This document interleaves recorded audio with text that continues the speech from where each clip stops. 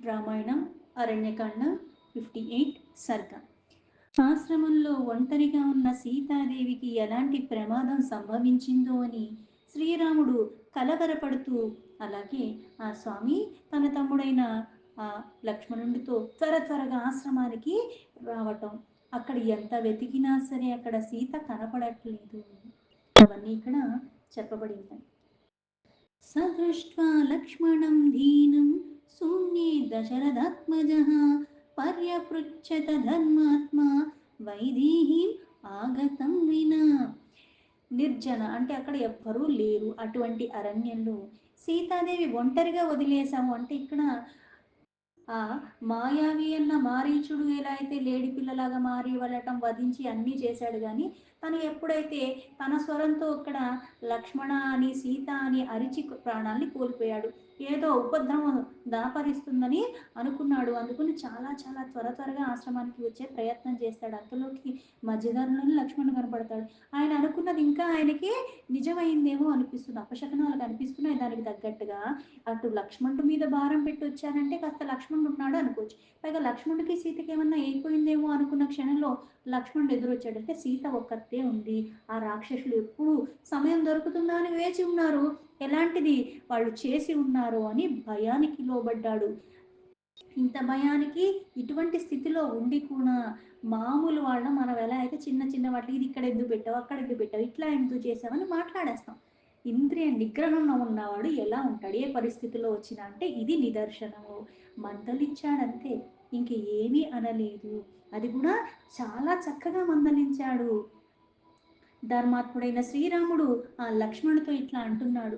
ప్రస్థితం దండకారణ్యం యామానుజగామః క్వాసా లక్ష్మణ వైదేహి యాం హిత్వా త్వామిహాగతః. ఓ లక్ష్మణ, నేను వనవాసానికి బయలుదేరినప్పటి నుంచి సీతాదేవి నా వెంటే ఇట్లాంటి కారు అడవుల్లో కూడా నాతో పాటే ఉన్నది. నువ్వు ఆమెను ఎక్కడ ఇట్లా ఒక్కదాన్నే వదిలేసి వచ్చేసావు. రాజ్యాన్ని నుంచి భ్రష్టుడైపోయాను, దీనంగా ఉన్న నాకు సీత ఎప్పుడు తోడుగా ఉన్నది. రాజ్యభ్రష్టస్య ధీనస్య దండకాన్ పరిధావత క్వాసా దుఃఖ సహాయ వైదేహి తను మధ్యమా. రాజ్యం నుంచి అన్ని కోల్పోయి ఉన్నప్పటికి కూడా సీత నన్ను వదలలేదు, నన్నే అంటి పెట్టుకుని ఉన్నది.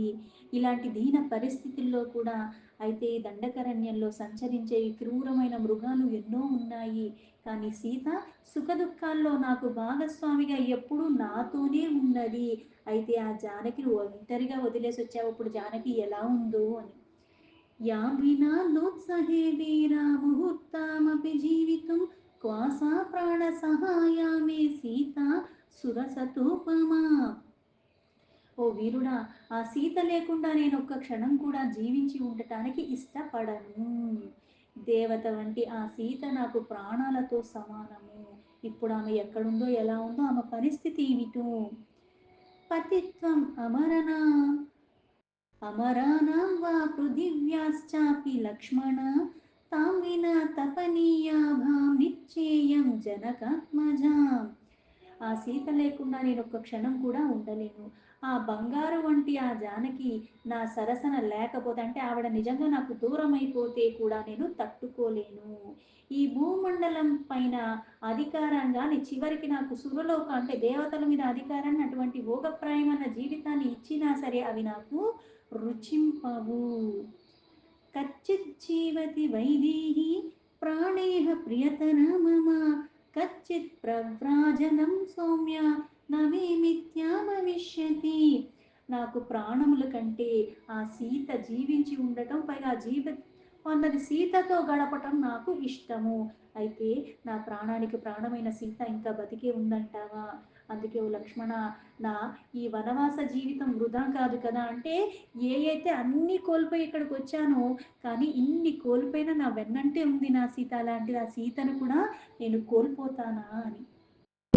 సీతా నిమిత్తం సౌమిత్రే మృతే మయి గతి త్వయి కశ్చిత్ సకామా సుఖీత కైకేయి సమవిష్యతి. ఓ సౌమిత్రి, సీతాదేవి యొక్క ఎడబాటు వలన నేను నా ప్రాణాల్ని కూడా విడిచేస్తాను. నువ్వు అయోధ్యకి చేరితే ఆ కైకేయి తన కోరిక నెరవేరిపోయిందని సంతోషిస్తుంది కదా అన్నాడు.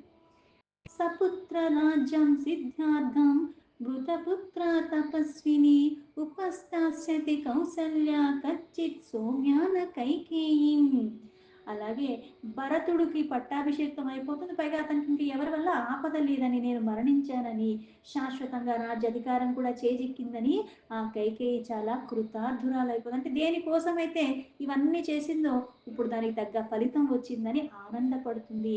కానీ కౌసల్యమాత తన కొడుకు ఎడబాటు కారణంగా ఇంకా శోకంలో ఉంటుంది. 14 ఏళ్ళు అయిపోయాక వెనక్కి వస్తాననుకుంది, కానీ ఇప్పుడు నేను లేనని తెలిస్తే ఆ మాత ఇంకా ఇంకా కృంగిపోతుంది. ఆమె మళ్ళీ ఈవిడ్ని సేవించుకోవాల్సిన గతి పట్టదు కదా. అంటే ఇక్కడ కౌసల్యమాతకు మళ్ళీ కైకేయిని సేవించుకోవాల్సిన గతి, అలాంటి దుస్థితి కలగదు కదా. యది జీవతి వైదేహి గమిష్యామాశ్రయం పునః సువృత్తా యది వృత్తా సా ప్రాణాస్త్యాక్షామి లక్ష్మణ. సీతాదేవి జీవించి ఉంటే నేను మరలా ఆ ఆశ్రమంలో కాలు మోపుతాను, లేకపోతే నేను మళ్ళీ అక్కడ కాలు మోపలేను.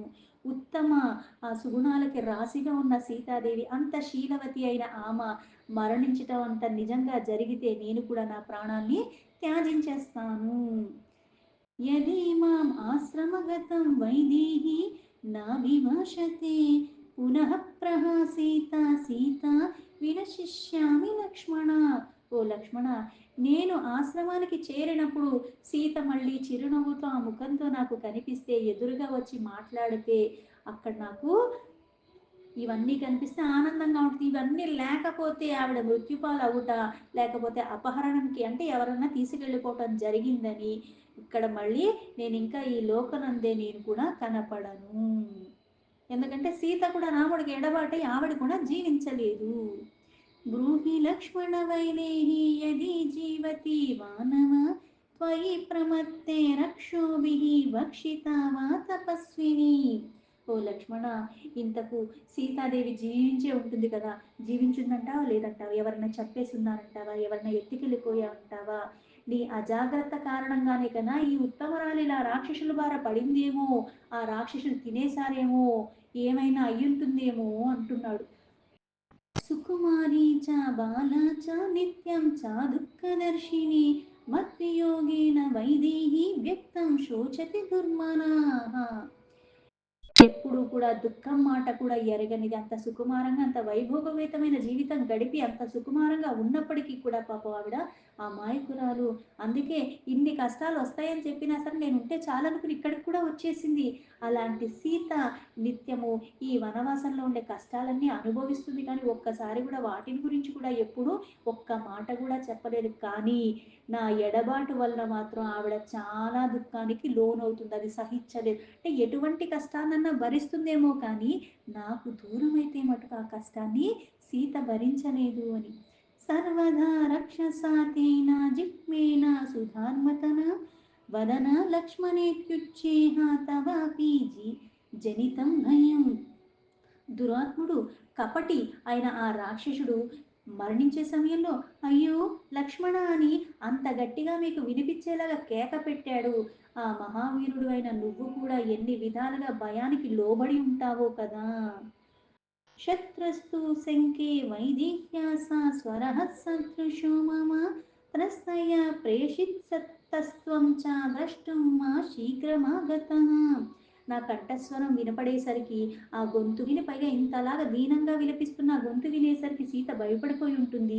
అందుకే నిన్ను నా కొరకే పంపించింది కదా, అందువల్లే నువ్వు అలా సీతను వదిలిపెట్టి రావాల్సి వచ్చింది కదా అని నేను అనుకుంటున్నాను.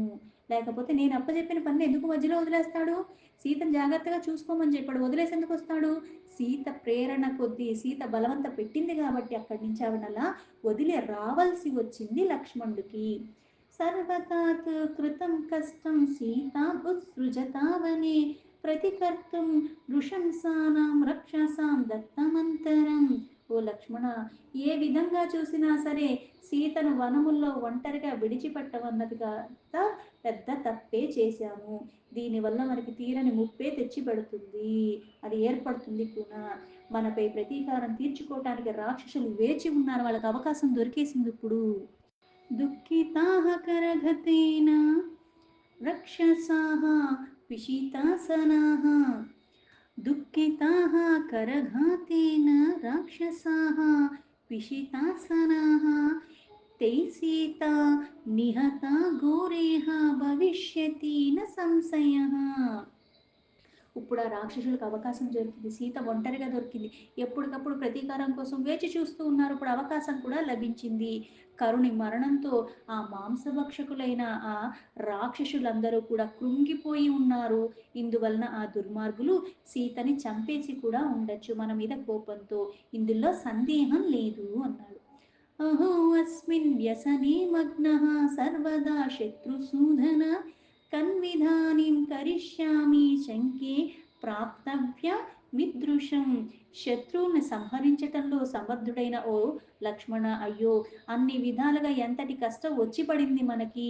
ఇప్పుడు నేను చెయ్యగలిగింది ఏమిటి? ఇది మన తలరాత అని మనం అనుకోవాలి.